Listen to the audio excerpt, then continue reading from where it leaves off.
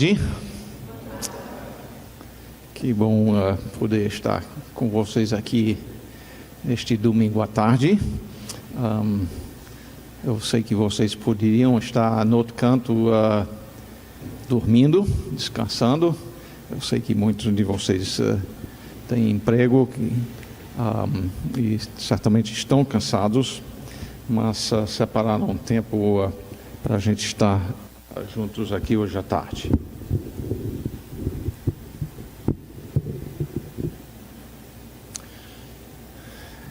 Então, que livro é este? Quase não ouvi. E a Bíblia é a palavra de Deus. Eu pergunto, você tem este livro como a autoridade para a sua vida? Ou você acredita que, por outro lado, você já sabe melhor do que isto? Eu, nessa tarde, estou aqui para a gente falar sobre este livro em relação ao casamento. Se vocês abrirem a Bíblia, e quem me conhece que eu costumo começar em Gênesis, então hoje não vai ser diferente não. Em Gênesis, se você olhar no capítulo 1, uma das coisas que Deus enfatiza é a questão de que Ele é bom. Talvez você não tenha notado isto, mas, por exemplo, no versículo 4, viu Deus que a luz era boa, aquilo que Ele criou. No versículo 10, viu Deus que isso era bom, depois do terceiro dia. No versículo 12, viu Deus que isso era bom. No versículo 18, e viu Deus que isso era bom. 21, a mesma coisa também. No final do 26, e viu Deus que isso era bom. E então ele passa a criar o ser humano, e no final ele diz no versículo 31, e viu Deus tudo quanto fizera, e eis que era muito bom. Cada passo ele vem dizendo o que é bom, e além de então dizer que as partes individuais que ele está fazendo eram bons, ele diz tudo junto também era muito bom. E ainda no capítulo 2, no versículo 9, fala de árvores agradáveis à vista e boas para alimento. Em 2:12, o ouro dessa terra é bom. O que eu estou dizendo é que a ênfase, uma ênfase muito importante do começo da história da criação é que tudo foi feito muito bom. Mas aí ele chega no versículo 18 e diz: disse mais o Senhor Deus, não é bom. A primeira coisa que não é bom, e que foi que Deus disse que não era bom. Não é bom que o homem esteja só. E os rapazes dizem amém, né? Mas se os rapazes dizem amém, Deus disse: far-lhe-ei uma auxiliadora que lhe seja idônea. Ou, em outras palavras, é igualmente verdade que Deus não planejou que a mulher vivesse só também. Fez ela para complementar um ao outro. E de novo, eu quero que a gente compreenda aqui que Deus está dizendo com isto que o casamento é bom. Nós viemos lá de casa para cá, de Uber, e quando eu perguntei ao homem se ele era casado e tinha que dar a provisão para a esposa e filhos, Não me lembro se ele disse graças a Deus não, mas foi mais ou menos isso aí que ele disse. E a atitude de muitas pessoas nos nossos dias é que não precisa casar, isso aí é antiquado, mas no começo do mundo Deus disse, não é bom que o homem esteja só, e ele que é bom, far-lhe-ei uma auxiliadora que lhe seja idônea. Eu quero então passar para vocês aqui uma definição do casamento. Eu tirei isto, aliás, de um livro que eu gostaria muito de ver este livro traduzido. Eu já falei com alguém para fazer isto, mas não estou vendo bom progresso quanto a isso, não. Mas o nome do livro é What is the Meaning of Sex? Que traduzido seria qual o sentido do sexo. E o que muito me impressionou deste livro é que todo capítulo no livro começa com glorificando a Deus com a minha sexualidade, no casamento, glorificando a Deus na hermenêutica, glorificando a Deus como solteiro ou solteira e assim por diante. Mas deixa eu passar para vocês a definição que ele dá, é um tanto extenso, e eu vou então ler o todo, para então voltar e examinarmos as referências para cada parte, porque ele tem referências para cada parte. Então, primeiramente, Deus criou o casamento para ser um relacionamento com aliança. Segundo, sexual. Terceiro, para procriação. 4, heterossexual. 5, monógamo. 6, não incestuoso. E, finalmente, uma união simbólica da união entre Cristo e a Igreja. Esta é a definição. Então, vamos voltar, e para cada parte ele então dá algumas referências. Então, primeiramente, Deus criou o casamento para ser um relacionamento com aliança.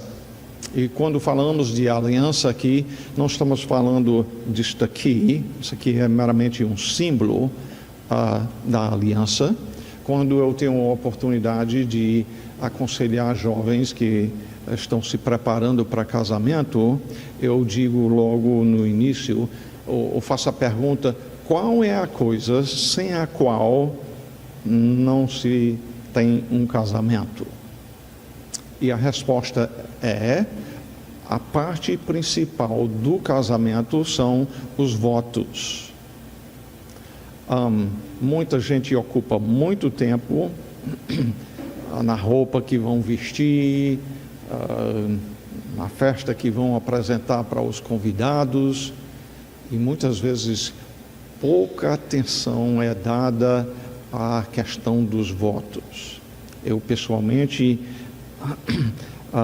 costumo pedir que os dois escrevam seus próprios votos, debaixo do estudo da palavra de Deus. Que memorizem isto. Para quem já assistiu no vídeo os votos da nossa filha Mercê, casou em outubro, muitos de vocês conhecem ela. Ela cantou os votos dela.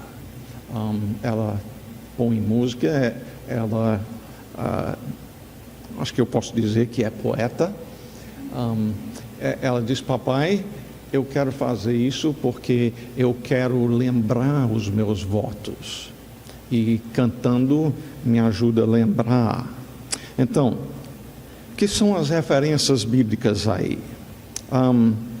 Eu gostaria de pedir vocês participarem lendo, mas talvez por causa da gravação é melhor não. Então, Malaquias capítulo 2. Eu sempre gosto de participação, mas em vista à gravação, talvez é melhor eu ler. Em Malaquias capítulo 2 e versículo 14, e perguntais por quê? Porque o Senhor foi testemunha da aliança entre ti e a mulher da tua mocidade, com a qual tu foste desleal, sendo ela tua companheira e a mulher da tua aliança. 2 vezes, então, aqui Deus diz, chama o casamento de uma aliança.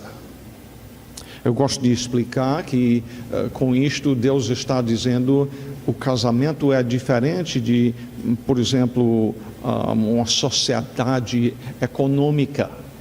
Uma sociedade econômica, você estabelece aquilo enquanto for da vontade das duas pessoas e achando que é melhor separar, separa. Nenhum problema quanto a o que Deus diz na sua palavra, havendo uma separação. Porém, quanto ao casamento, envolve uma aliança e o compromisso é ser fiel um ao outro até que a morte nos separe. Pode vir dificuldades, pode vir pobreza, pode vir questão de dificuldade quanto à saúde. A gente conheceu, aliás, nossos filhos conheceram um casal que 1 mês depois de se casarem, a moça, desculpe, a mulher, recém-casada, ela acordou paralisada.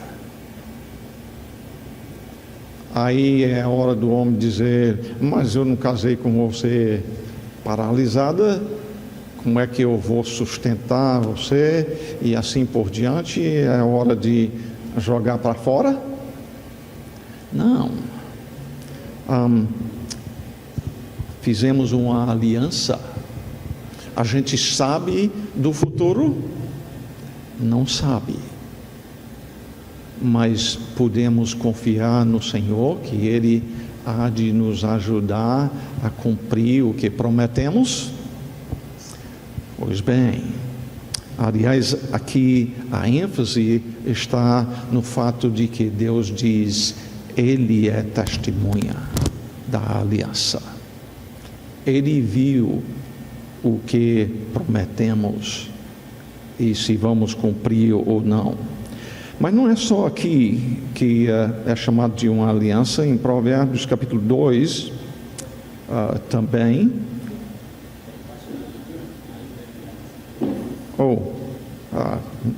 Pode sim. Provérbios 2 e versículo 17. Caio, pode ler aí? Provérbios 2, 17.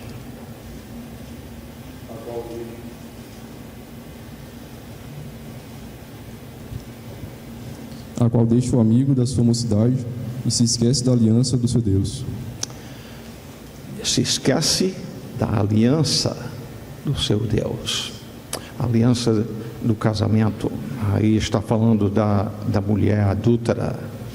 Em Ezequiel, capítulo 16 também, o casamento é mencionado como uma aliança. Ezequiel, capítulo 16 e versículo 8. Tem outro voluntário que pode ler aí? Muito bem. Ezequiel 16, versículo 8.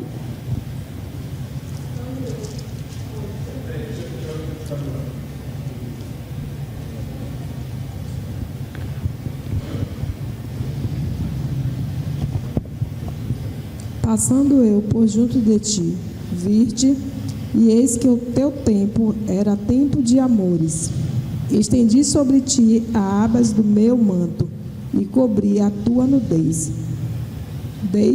Dei-te juramento entre ti em aliança contigo, diz o Senhor Deus, e repassaste a ser minha. Deus aqui falando como um casamento com o país de Israel, diz: entrei em aliança contigo.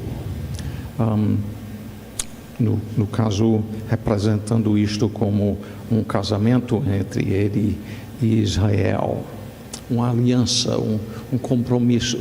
Os votos são justamente esta aliança. Esta aliança no dedo, então, é só um símbolo, então, que representa para as outras pessoas: eu não sou um candidato para ser o seu marido, eu já sou casado.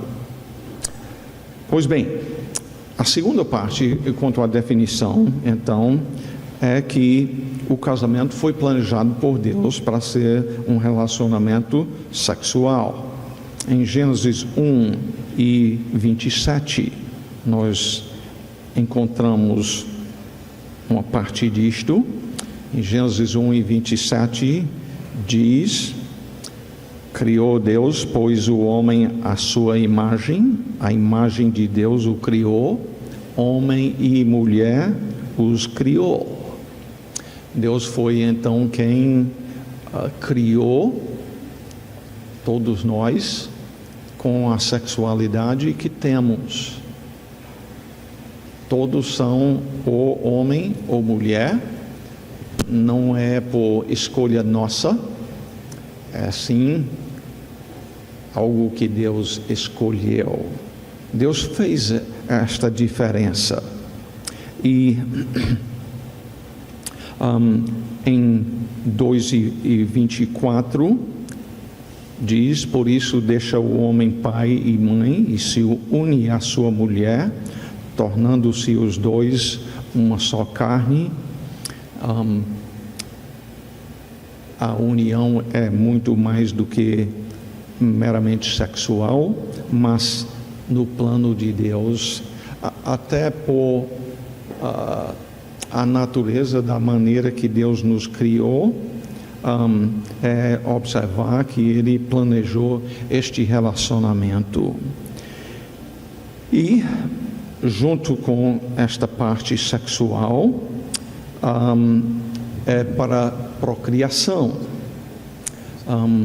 Alguém aí pode ler 1:28 de Gênesis, por favor. Vamos com o microfone, por favor. E Deus os abençoou e lhes disse: sede fecundos, multiplicai-vos, enchei a terra e sujeitai-a. Dominai sobre os peixes do mar, sobre as aves dos céus e sobre todo animal que rasteja pela terra. Muito bem. Deus está falando com quem aqui? Não é só o homem, é o casal, né? E Deus os abençoou e lhes disse. Ele não disse seja fecundo, sozinho o homem não poderia ser fecundo, é plural sempre. Desde o início, então, Deus planejou a procriação, que como casados e somente dentro do casamento, então houvesse este relacionamento íntimo e filhos.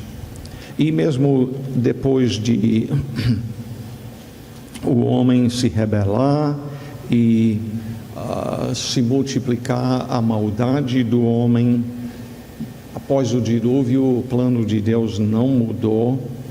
Diz: abençoou Deus a Noé e a seus filhos e lhes disse: sede fecundos, multiplicai-vos e enchei a terra. E depois de dar algumas outras instruções, ele finda a conversa no versículo 7, dizendo: mas sede fecundos e multiplicai-vos, povoai a terra e multiplicai-vos.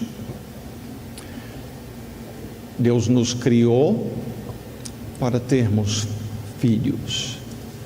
Deus quer ver a multiplicação de seres humanos formados por Ele na sua imagem e semelhança.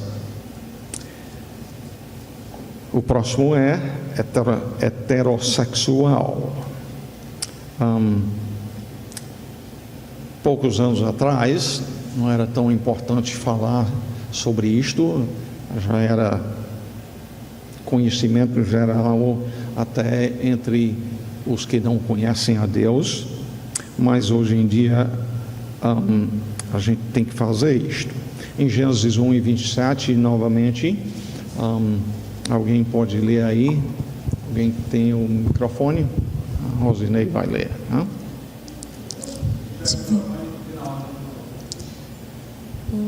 Gênesis 1 e 27. Criou Deus, pois o homem é a sua imagem. A imagem de Deus os criou. Homem e mulher os criou. Todos dois iguais quanto à imagem e semelhança de Deus, sim.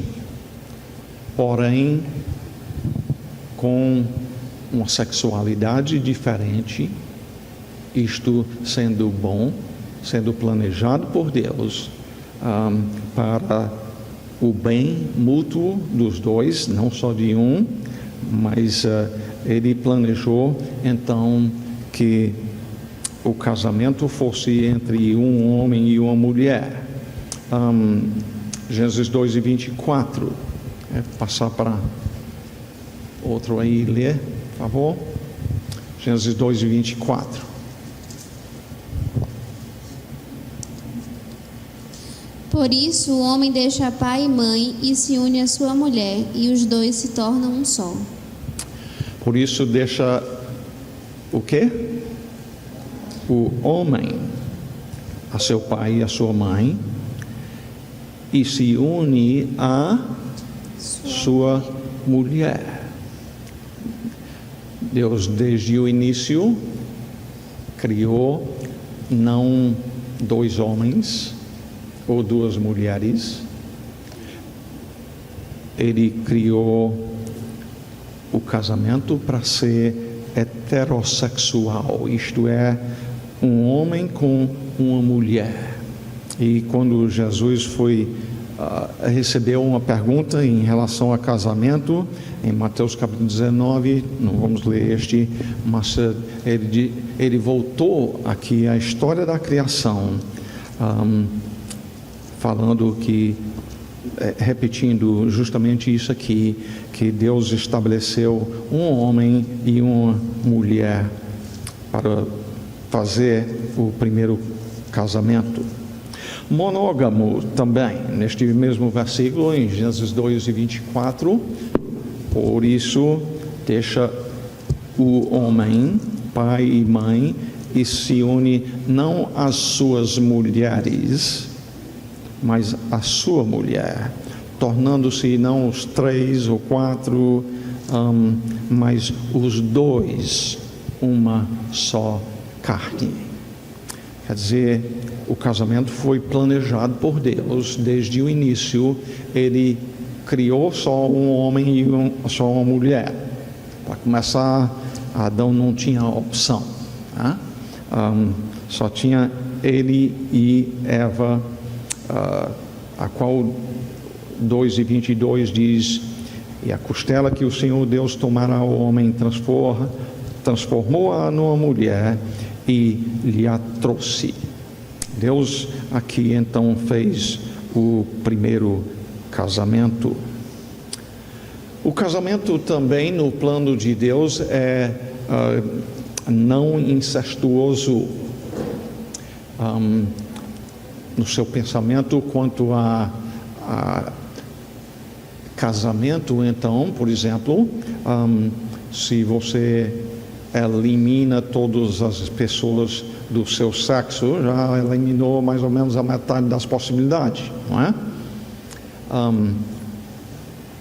Mas além disto,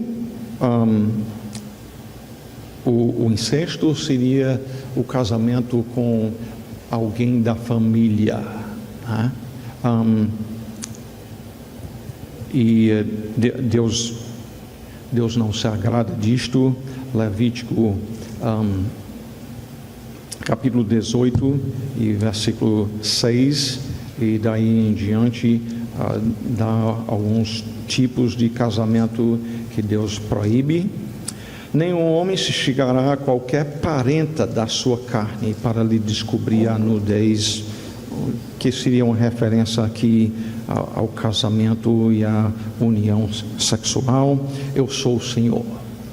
Deixa eu só rapidinho aqui dizer, foi a partir do tempo de Moisés que Deus deu esta lei. Vamos voltar a pensar, por exemplo, quanto a Caim. Com quem foi que Caim casou-se? É uma pergunta que muitas vezes incrédulos fazem, né? Vocês já sabem responder? Pois bem,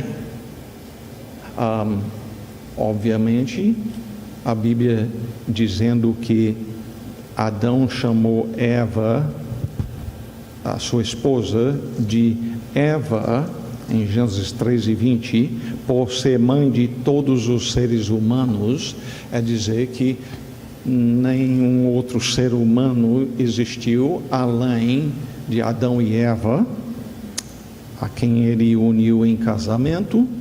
E então, não tendo outros, obviamente os primeiros tinham que casar irmão com irmã.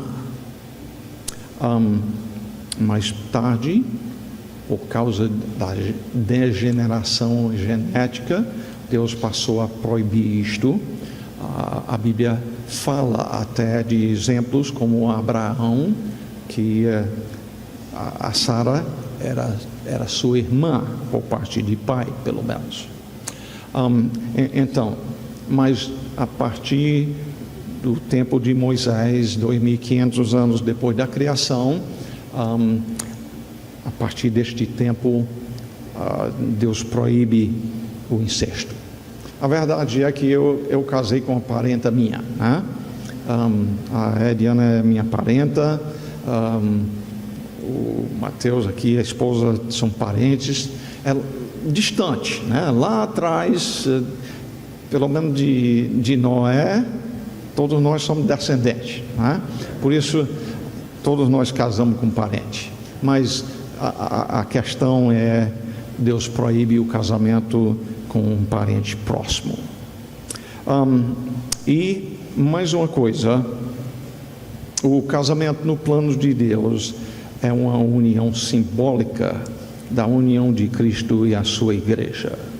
E por isso nós precisamos levar muito a sério a questão do casamento, porque é para representar o relacionamento entre Cristo e a sua igreja. Alguém tem um microfone aí, poderia ler Efésios capítulo 5, versículo 23, aliás 22 e 23 seria bom aí. Efésios 2, 22 e 23.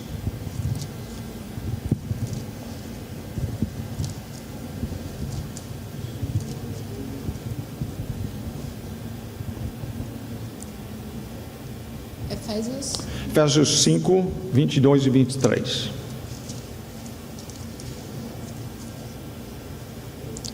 As mulheres sejam submissas ao seu próprio marido, como ao Senhor, porque o marido é o cabeça da mulher, como também Cristo é o cabeça da igreja, sendo este mesmo o Salvador do corpo. Pois bem, como também Cristo é o cabeça da igreja, a mulher tem um papel a representar em relação a Cristo, no relacionamento dela com o seu marido. Também, no mesmo capítulo, versículo 32. Outro pode ler aí. Grande é este mistério. Digo, porém, a respeito de Cristo e da Igreja. Pois bem, o mistério do casamento, Paulo diz, é grande, mas ele diz, mas eu me refiro a Cristo e à Igreja. Eu tenho um papel a representar na minha união com a Eliana, de amar ela como Cristo amou a Igreja. Não é tarefa pequena, é imensamente grande. E ela também, cabe a ela ser submissa ao seu marido, como a Igreja é a Cristo também.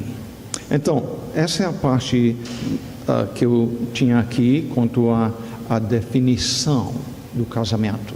Se nós vamos falar sobre o casamento, importa que nós compreendamos biblicamente bem o que é. Agora, digamos que você pensa em casar, mas antes de pensar nas qualidades da pessoa com quem casar, importa que você esteja preparado. E eu quero dar então a vocês uma lista. Eu acho que tem 6 coisas aqui que são de muita importância da sua parte em termos de estar preparado para o casamento. A primeira pergunta é: você lê, estuda, medita na palavra de Deus regularmente?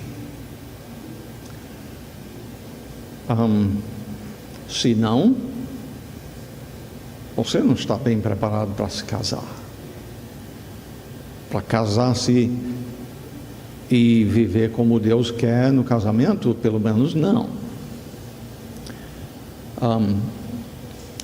E isto é especialmente importante quanto a vocês rapazes, porque nós somos chamados por Deus como cabeça a lavar as nossas esposas, santificá-las com a palavra. Mas não é dizer que não é importante para a moça também, porque de fato é muito importante que a moça também esteja regularmente nas Escrituras. De fato, se a pessoa não está regularmente nas Escrituras, é porque vai viver dependente de si mesmo, de suas próprias opiniões, as opiniões de outras pessoas ao seu redor. E Deus nos chama como servos dele a transformar as nossas mentes, a renovar os nossos pensamentos, sendo modelados pelas Escrituras Sagradas. Se eu sou um salvo, então eu preciso ouvir do meu Senhor. Eu faço isso na sua palavra. Segundo, você ora, não somente no começo do dia, mas durante o dia, mantendo comunhão com o Pai. Se você não se envolve na oração regularmente, você não está preparado para se casar. Pode estar falhando na área de agradecer a Deus. E se casar sendo uma pessoa ingrata, não vai contribuir para o bem da união, não. Se diante das dificuldades na vida você simplesmente prossegue em cima das suas próprias ideias, também vai ter problema, né? O recurso da oração de estar vivendo em comunhão com o Senhor. Essa vida a qual Deus nos chama a viver dentro do casamento é uma vida que realmente é impossível sem a pessoa de Cristo. É só nele que é possível, estando cheios do Espírito Santo, é que nós podemos viver essa vida. Número 3, você ama os irmãos e gosta de ter comunhão com eles?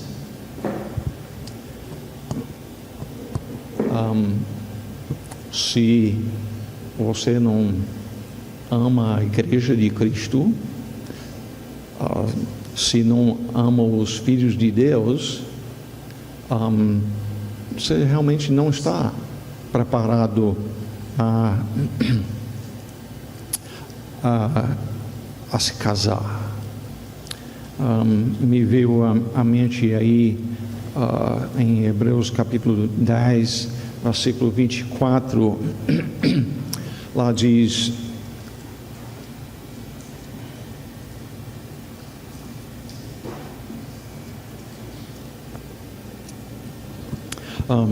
você tem aí, Gabriel, ou Mateus, desculpe, a ler 24 e 25.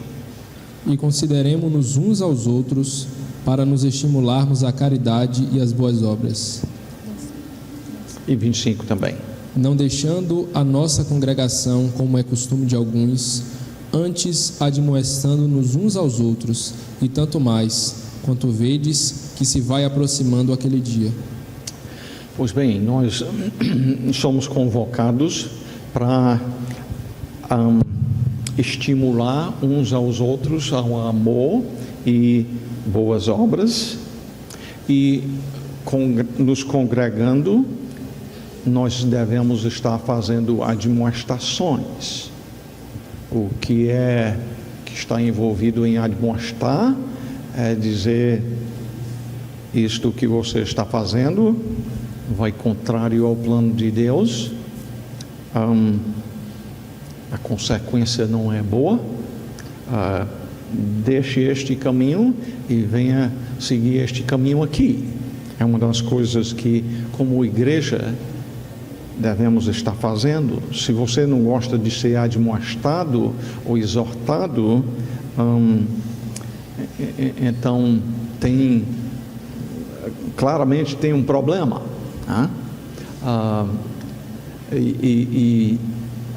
O problema maior é que você não entende nem que tem problema. Aí é sério, quando nem sabe que precisa disto. As Escrituras foram dadas por Deus para nos, em 2 Timóteo capítulo 3 e 16, toda a Escritura é inspirada por Deus e útil para o ensino, para a repreensão, para a correção, para a educação na justiça. A repreensão, a correção. A Bíblia foi dada porque nós precisamos ser corrigidos. E a verdade é que alguns não gostam disto. Mas se você então não tem costume de se reunir com os irmãos, de andar com eles, de ter aquela comunhão, de ser admoestado por eles, então você realmente não está preparado para se casar. Número 4, você é uma pessoa íntegra, você é uma pessoa honesta no que diz e nos seus negócios. Se não, vai ser um problema entrar num casamento. E vai ser um problema porque os votos do casamento, que nós já falamos no início que são de fundamental importância para o casamento, são promessas feitas. Mas promessas feitas por um mentiroso valem o quê? Nada. Então é importante ser uma pessoa íntegra, honesta no que diz e no que faz nos seus negócios. Número 5, você é fiel em honrar o Senhor com os teus bens. Deus nos chama a sermos, a voltar para Ele as primícias de toda a nossa renda. E se nós não temos aprendido a, por amor, devolver ao Senhor generosamente, então realmente não estamos preparados para nos casar. E último, você é uma pessoa de caráter. A sua vida mostra, por exemplo, domínio próprio. Você organiza o seu tempo de dormir, o seu tempo de acordar. Você tem as suas coisas organizadas. Você trabalha. E quando eu digo se você trabalha, eu não estou perguntando se você tem um emprego necessariamente, pode muito bem envolver isto, mas onde você está? Você trabalha ou só vive à custa do trabalho de outras pessoas? Se você só vive à custa do trabalho de outras pessoas, você na verdade não está bem preparado ainda para se casar. E obviamente nenhum de nós é perfeito em todas essas coisas, mas põe em ordem a sua própria vida primeiro, para você não entrar num casamento e ser um miserável companheiro no casamento. Agora, tendo estabelecido estas coisas, então é importante, antes de você começar um relacionamento se você é uma moça com um rapaz, ou um rapaz com uma moça, antes de começar, é importante pensar bem naquilo que você espera no cônjuge. Se você vai comprar um carro, você pensa em algumas qualidades quanto ao carro que quer comprar antes de comprar. Se o carro, a gente pode ficar com ele um mês ou 20 anos, como eu fiquei com o carro anterior ao que eu tenho atualmente, mas o casamento não é só por esse tempo, não. Até que a morte separe. Então a gente deve pensar bem nas qualidades que a gente espera que o cônjuge tenha. Só para ilustrar isto, quanto a mim, uma das coisas que eu queria numa esposa é que ela fosse uma boa professora. E quem conhece a minha esposa sabe que Deus respondeu amplamente isto aí. No meu caso é porque nós não, que eu estou falando de antes de conhecer ela, era o meu plano que, assim como os meus pais me educaram em casa, que nós faríamos a mesma coisa ensinando os nossos filhos em casa também. Mas só mencionando aí a questão de que é importante pensarmos que são as qualidades que o cônjuge deve ter. E quanto a isto, a primeira coisa em que devemos pensar, vamos abrir as Bíblias a 2 Coríntios capítulo 6, 2 Coríntios capítulo 6, e Gabriel, você pode ler aí o 14 e 15, por favor? Não vos ponhais em julgo desigual com os incrédulos, porquanto que sociedade pode haver entre a justiça e a iniquidade? Ou que comunhão da luz com as trevas? Que harmonia entre Cristo e o maligno? Ou que união do crente com o incrédulo? Obrigado. Deus diz: não vos ponhais em julgo desigual com os incrédulos. E na verdade, o julgo mais importante que existe é o do casamento. Deus diz aí no versículo 15 que união do crente com o incrédulo. Deus diz que não pode existir.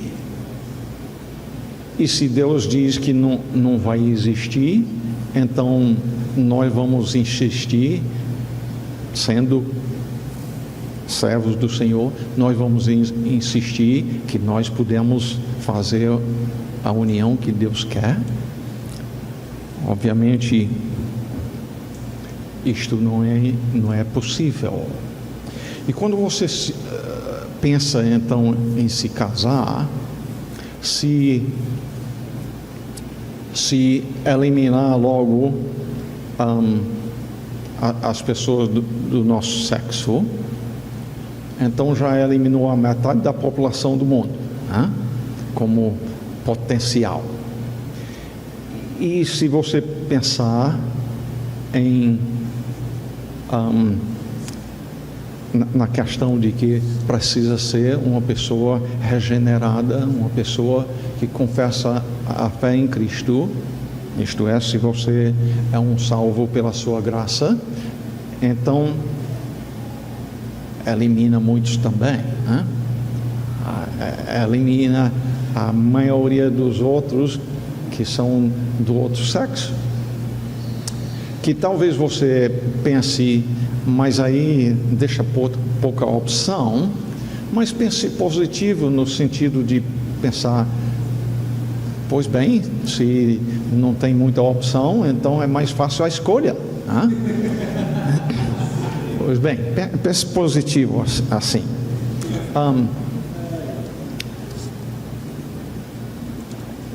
Eu quero falar um pouco mais sobre isto. Se Deus diz, não os ponhais em julgo desigual com os incrédulos, devemos começar um namoro com alguém que não é um regenerado em Cristo.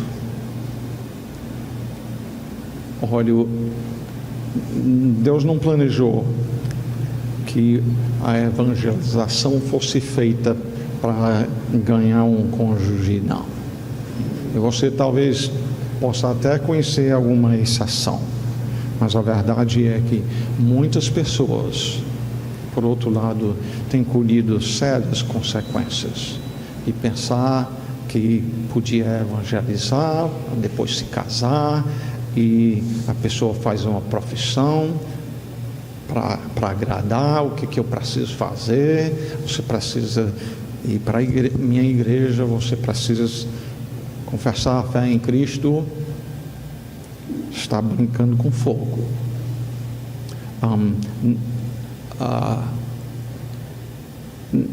Nem começar. As nossas emoções passam facilmente a tomar de conta e finda nos apegando a uma pessoa que não era nem para ser considerado como uma possibilidade. E por isso, uma das primeiras perguntas, em termos de pensar em alguém, uma das primeiras perguntas deveria ser: e aí? Por que você existe?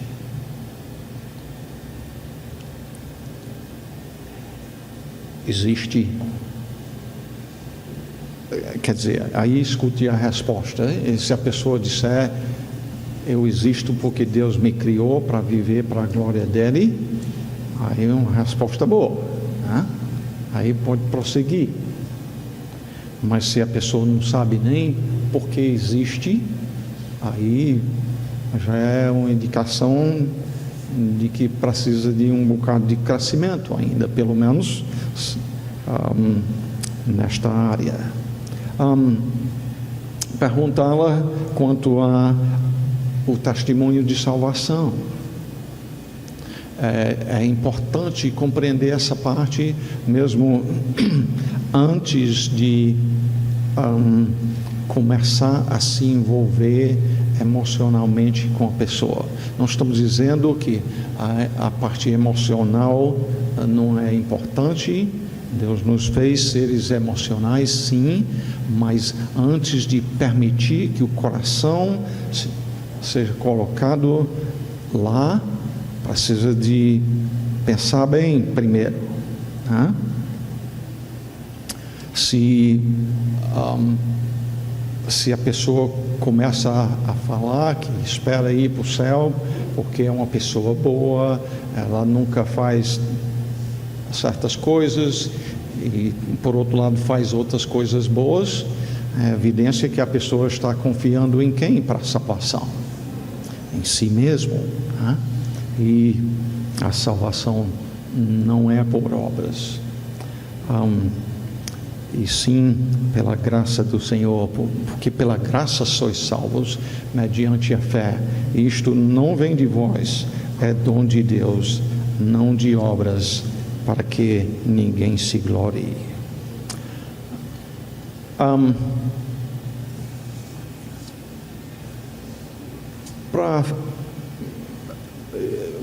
Daí para frente, obviamente tem muitas outras coisas a pensar, mas a questão de valores é imensamente importante. Por exemplo, aos rapazes eu gosto de dizer que devem pensar bem em 1 Pedro 3 e 4. 1 Pedro 3 e 4. Diego, você poderia ler estes, por favor? Não seja o adorno da esposa o que é exterior, como frisado de cabelos, adereços de ouro, aparato de vestuário. Seja, porém, o homem interior do coração, unido ao incorruptível trajo de um espírito manso e tranquilo, que é de grande valor diante de Deus. Diego, o que diz aí que diante de Deus é de muito valor na mulher? Espírito manso e tranquilo. Espírito manso e tranquilo.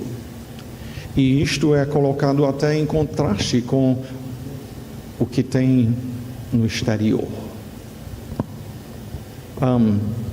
Isso é um exemplo importante.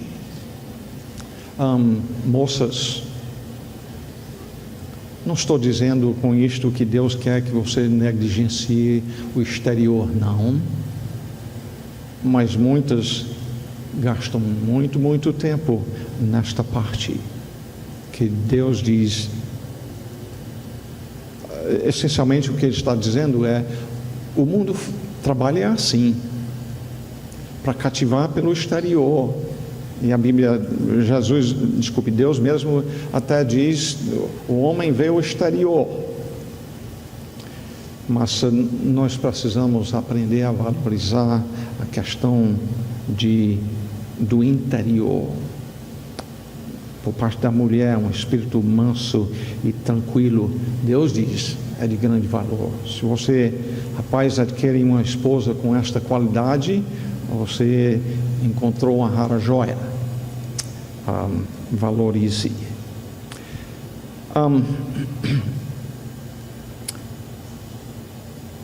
Eu quero finalizar, então, indo para 1 Coríntios capítulo 7.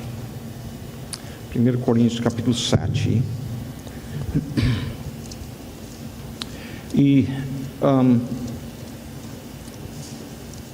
quero tratar aqui, pelo menos brevemente, a pergunta: quem deve se casar? Quem deve se casar? Pedro, você pode ler aí 1 Coríntios 7, 1 e 2. Quanto ao que vocês me escreveram, é bom que o homem não toque em mulher. Digo que, por causa da imoralidade, cada homem tem a sua esposa e cada mulher tem o seu próprio marido. Pois bem,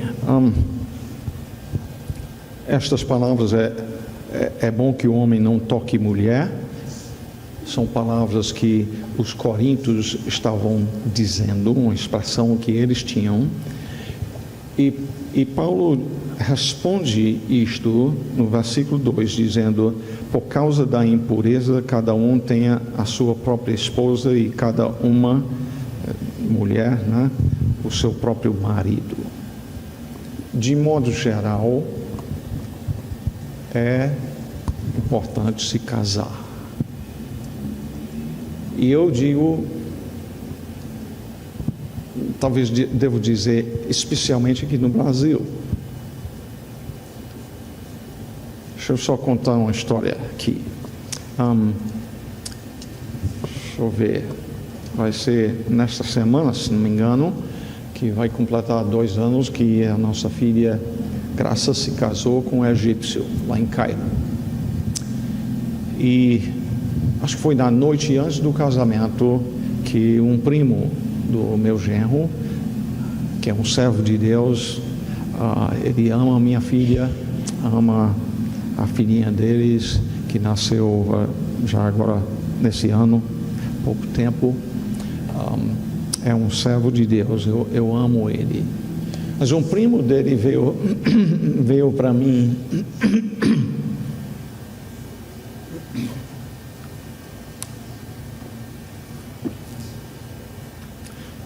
na noite antes do casamento, ou 2 noites antes. Ele disse: quando eu ouvi que o Samuel estava interessado numa americana, eu fiquei horrorizado, pensando em que é que meu primo está se metendo.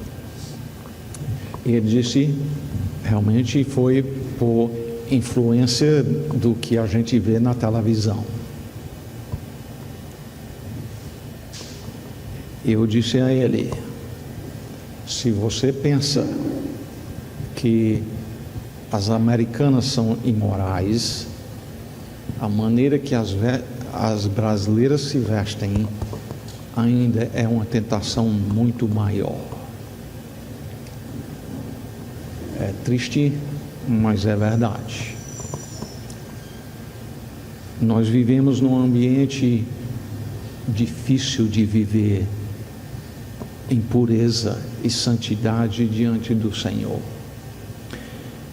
Paulo diz: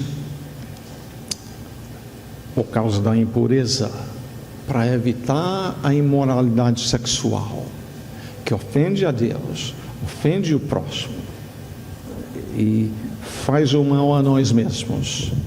Cada um tenha a sua própria esposa e cada uma o seu próprio marido. Ou, passando adiante no mesmo capítulo, você quer ler os versículos 7 e 8, por favor?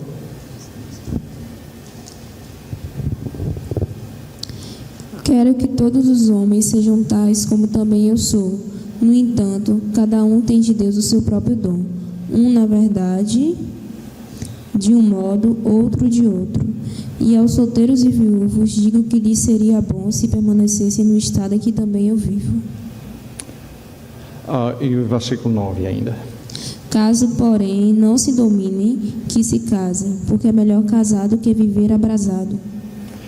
Pois bem, Paulo fala aqui em termos da vida de solteiro.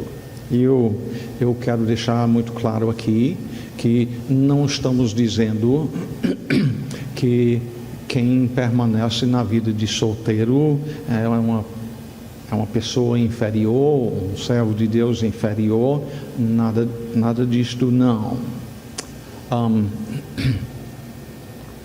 Mas no versículo 9, Paulo diz: caso, porém, não se dominem em relação aos desejos normais de um ser humano em termos da união íntima, que se casem, porque é melhor casar do que viver abrasado. Eu até diria quanto a isto que no mundo em que a gente vive, muita tentação há por demorar muito a chegar a se casar, se expõe mais à tentação. Precisamos levar a sério a questão de não viver abrasado. Jesus realmente falou da mesma coisa em Mateus capítulo 19. Ele falou como o plano de Deus é que se case e seja até que a morte separe. Diante disto, em Mateus capítulo 19, versículos 10 e 11. Helena, você pode ler aí, por favor?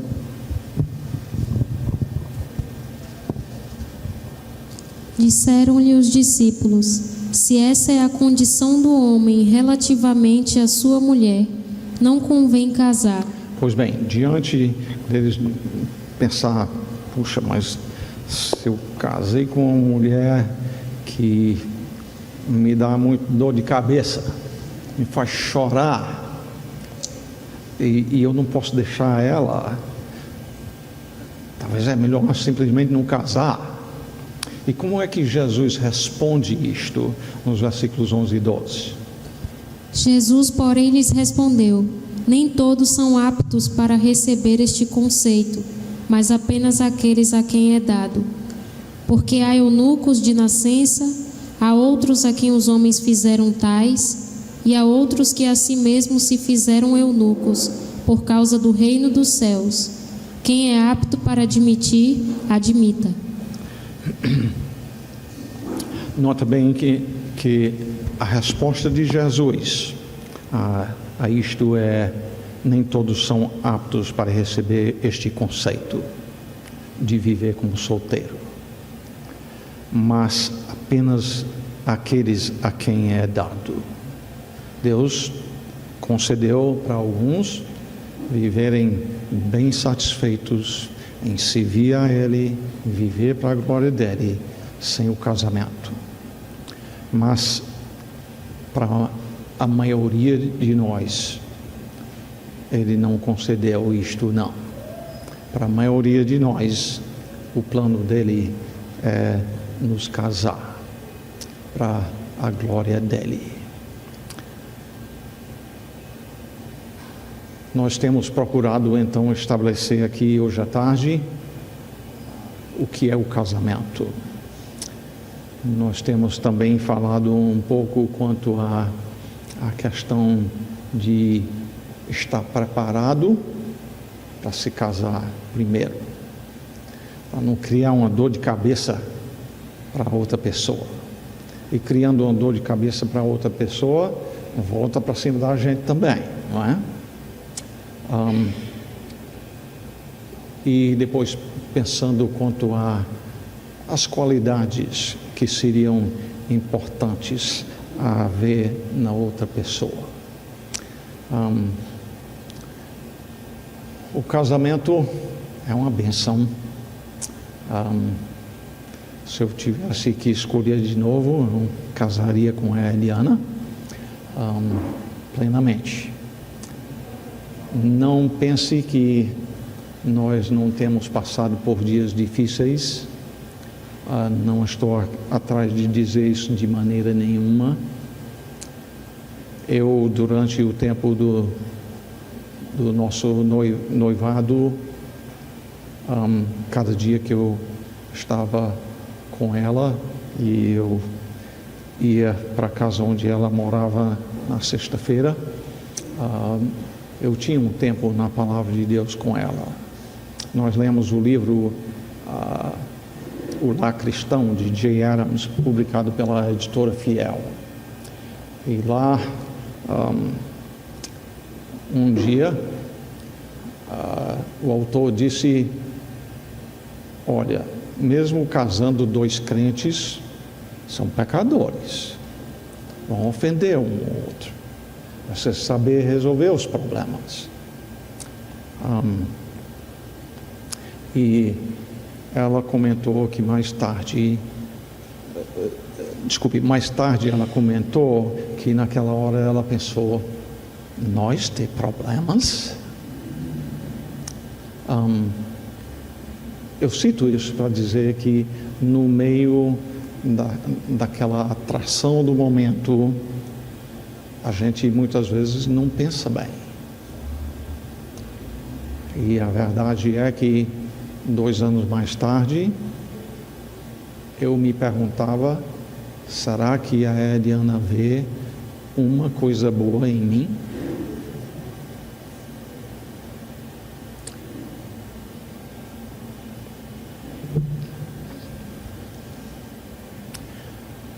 Mas Deus foi gracioso e tem nos preservado até aqui, para a glória dele.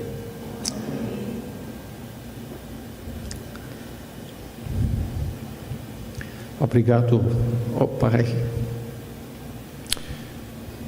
para a Tua Palavra. Use-a na vida destes jovens que estão aqui presentes. Tu sabes os anseios de cada um. Talvez tenha alguém aqui sem Cristo ainda.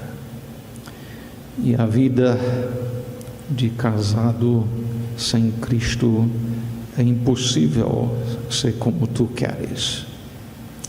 Cristo tem que ser o começo. E nossas vidas precisam serem orientadas pela autoridade da Tua Santa Palavra. Só assim te daremos a glória que mereces. E assim nós rogamos no nome do Senhor Jesus Cristo. Amém.